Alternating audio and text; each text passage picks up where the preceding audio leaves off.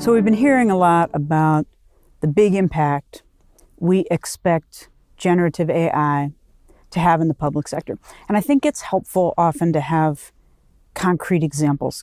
It's such a big idea. It helps me always to get specific.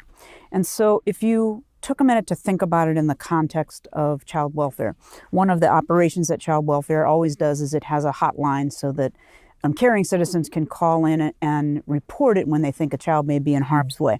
When they call in, there's a human that answers, and that human is filling out a form. Now, either they're filling it out with a pen or they're typing as they're talking, which means that they're multitasking.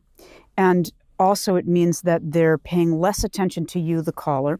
It also means that they're forcing the conversation in the order in which fields appear on the screen, instead of having a real interpersonal experience with you, the caller.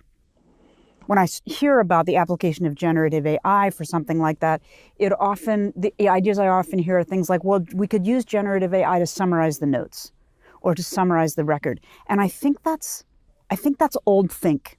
Like, it's an old way of thinking about how we use technology. And it's important that we push ourselves into thinking about this in wildly new ways. For instance, I imagine a future when, if you were to call into child welfare and I were to be the operator, that I would have a co-pilot, right? And that co-pilot sitting next to me would be listening.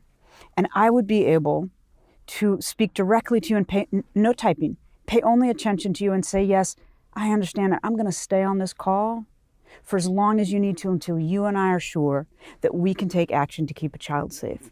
My co-pilot is doing something called ambient listening. They're listening in and pulling in all of the information. I don't have to have the conversation in the order of a form.